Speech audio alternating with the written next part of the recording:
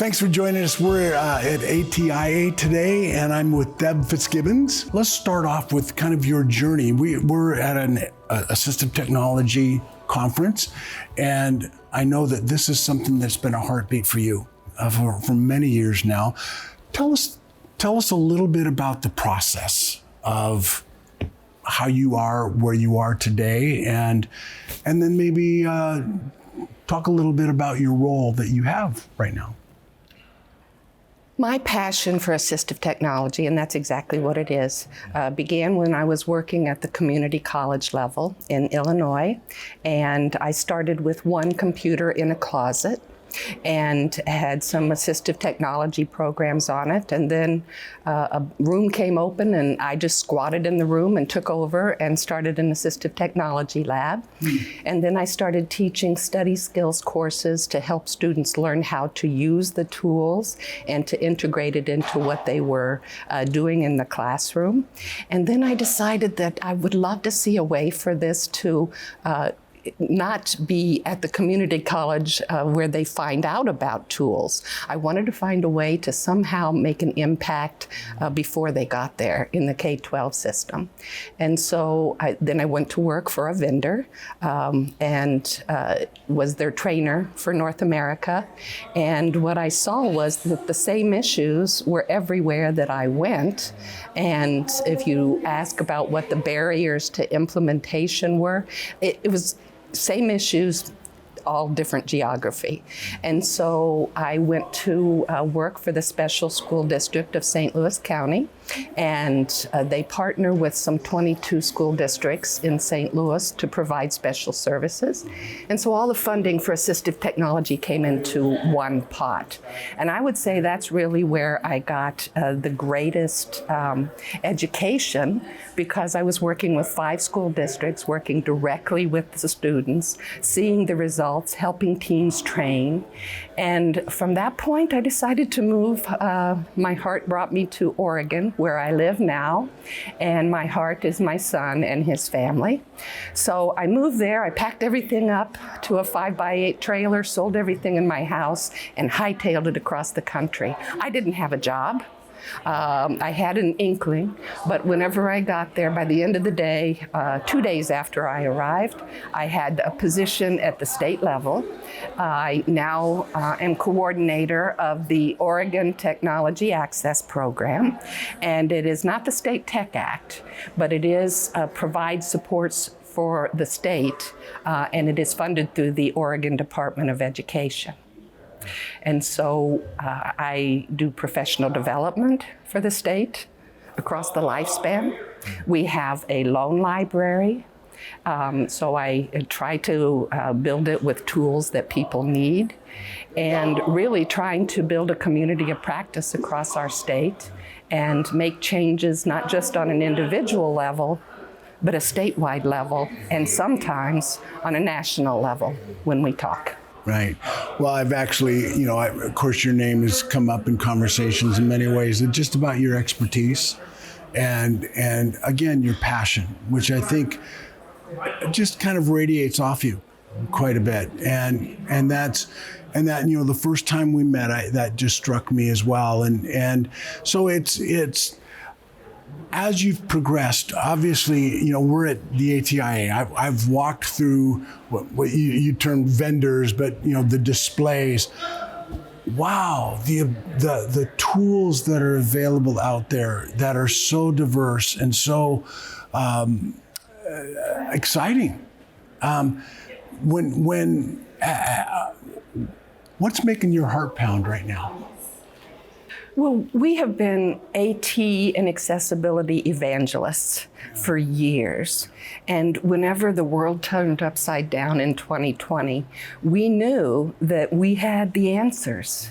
But of course, when you're in the middle of a boat that doesn't have any oars in the middle of the ocean, you're not ready to hear it, even though you know that you should have long time ago. So it just really opened up and revealed the discrepancy and the inequity of student access that wasn't great in the classroom and was a lot of times missing in the virtual world. And so at this time, we are at a unique position, and it's hard to say exciting because we know that there are so many kids who still need what they do, but it's exciting to be at a point where we have a voice and people are starting to listen. And so we have things that are happening on a district level, again, statewide and national level, but we're all talking to each other now. Nice. And I'm known for saying, do we have the right voices at this table? And we're bringing them together. And my passion, I don't feel that I know anything more than anyone else does, but I feel that what I bring to the table is a facilitator, big picture thinker that can go out and bring the people to the table. But I'm a cheerleader more than anything else. And so inspiring people is important to me. Well, and you've put it into effect with part of what you do. You create, you give tools out for people to utilize and experience from your lending library, I guess we'd call it, which kind of puts it into motion, doesn't it? It does. And the money that a school district would have to pay if they were trying a number of things for a student can be quite costly, and they don't have that. So if we have it in our loan library, and it's a short-term loan, typically 45 days that someone can check it out, and that's a parent or an educator, anyone is able to check out. We try to give some professional development along with that so that we're not sending something out with no support. But that allows them to try something. That doesn't work, let's try something else. And so then when they land on something that's really working, that's whenever the district's money can come into play to buy something. And so it can potentially save districts thousands of dollars a year just by being able to borrow something. Right, and so, for instance, IEPs or 504s, to have that be written in, it's hard for a district to just go, well, yeah, let's try that, and write it into an IEP, and maybe it didn't work. This gives them the ability to explore, to learn, to know that then they can turn around and get things written into, say, IEPs or 504 programs. Exactly. And there is a spot in the IEP that said, has assistive technology been considered for the student? And so that consideration point is a yes or no block. And so people mark yes or no. Well, there's so much that happens at that point. Sometimes they really don't believe that the student needs anything or that there's anything for them. Sometimes they know that they need something, but they don't know what they need.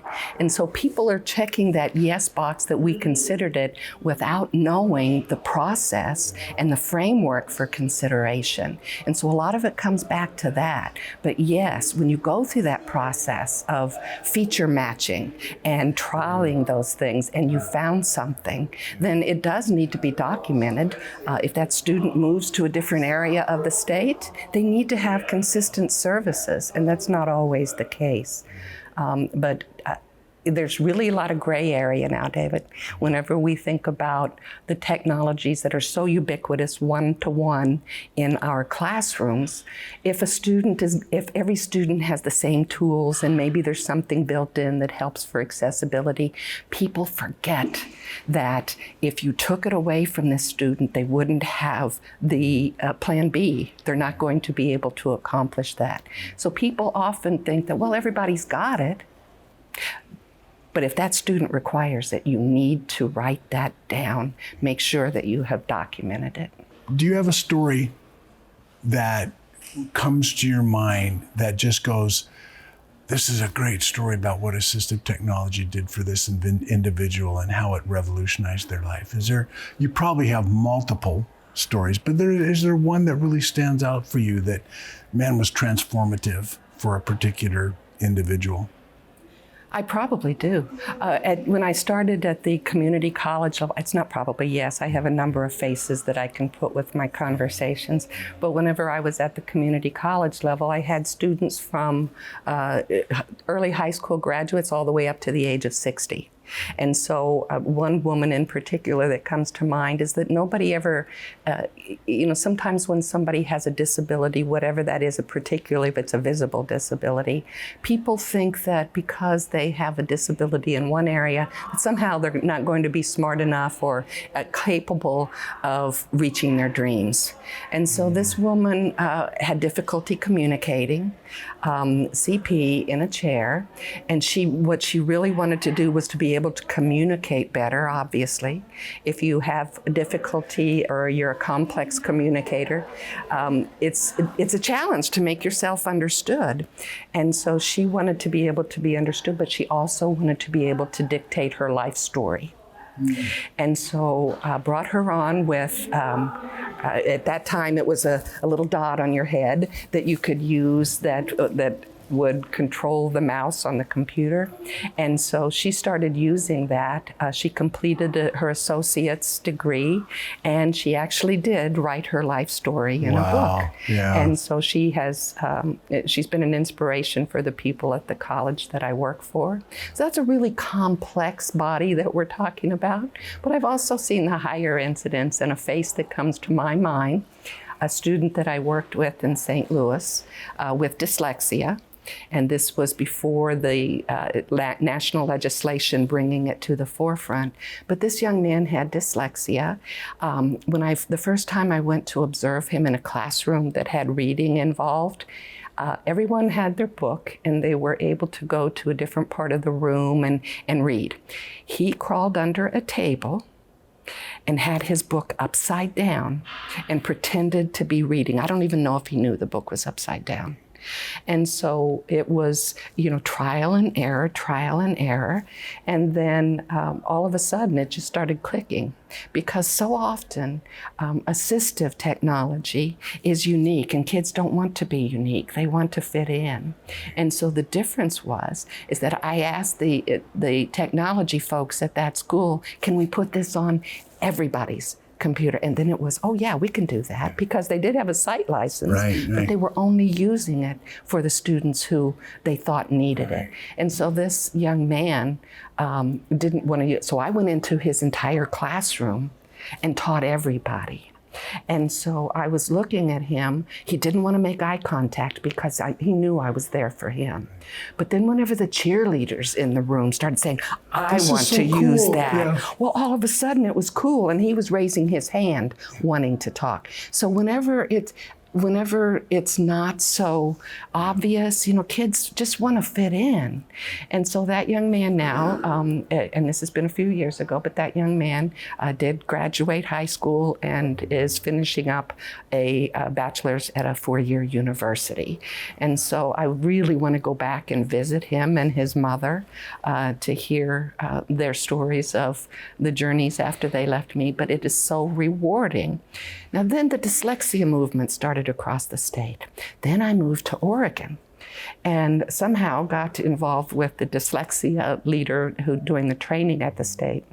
Then that was Carrie Thomas Beck? Carrie Thomas Beck, yes, wonderful person. And so she invited me to present with her. And then she invited me to be part of the Dyslexia Advisory Council. And when we were part of that, I said, okay, now we're going to flag kids as at risk. Then what happens? Well, it's part of the same systems that haven't been working before. And so I was really intent as part of that group to get Universal Design Language, UDL, into legislative report, and we did. Well, that's not enough. You get something in writing and then there's a now what, so what, there's a now step, what? right? Well, right. Yeah. But building the awareness, and it takes a long time sometimes. But here, probably 5 years later, those same people that were part of that council who were kind of poo-pooing the idea now are calling and understanding the role and what we need to do with assistive technology and accessible materials. And so it's coming along, and don't get discouraged if people aren't on board. That's why we advocate. That's why we stand up and shout about it even when nobody's listening.